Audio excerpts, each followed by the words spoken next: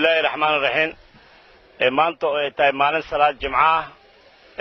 salaada khudbada markaan ka soo baxnay waxaan meeshan ku qabanay press conference oo aan kaga hadlayno arintii dolaad ee ka soo yeeray odayaashii dhaqanka beelaha Hawiye arintaas aan rabnaa haddaan nahay beelaha Banaadiriga inaan ka jawaabno maanta culimada diinka odayaasha dhaqanka aqoonyahanka fanaaniinta cid ku kala hartay male waa u jeedin reer Banaadir maanta inay indhaha wada fureen soo baraarugeen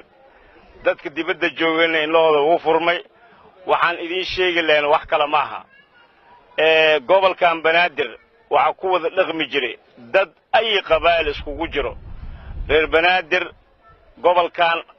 waxa way dad walaalaheena ah ee laga wada qaxay 90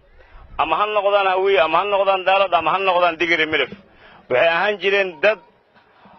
cusbada iyo biyaha kala qaata ee walaalo ah ee gobolkan ka wada dhaxeeyo ayaga waa dadkii dibka loo geystay annaga ayagaba waxa la rabaa fidnad in la abuuro fidnadaas reer Banaadir ma yeelayaan gobolkan Banaadir masaajidkan wuxuu dhisan yahay 1400 oo sano gobolkan waxa loogu imaaday waa Banaadir reer Banaadir annaga wiligeena dad ma aanan diidin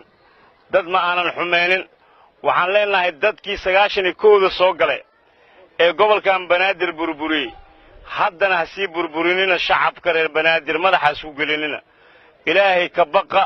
ilaahay ha laga baqo niman waaweyn tihiin waalidiinteena tihiin idiima gafi karni gafka aad noo geysateen waa inaad dib ugu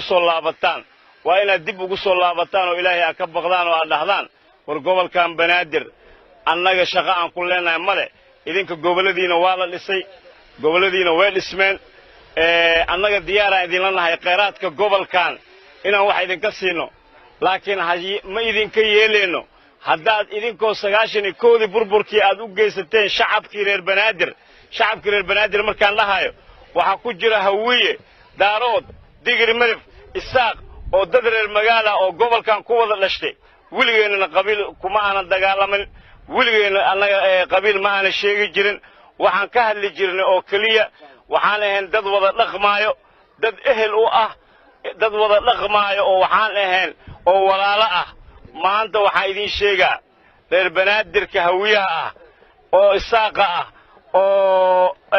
Daaroodka ah ee Digir Milifka ah oo Jareerweynaha oo Laleeyahay kulli waa walaalo waa dad la barakiciyay oo dhulka laga wada barakiciyay waxaan idin sheegaynaa 1991 dadkii soo galay ilaahay ka baqa dib ilaahay ugu noqda ilaahay ka baqa dadkaas ku dirina madaxa isku gelinina ilaahay ka baqa wabillahi tawfiiq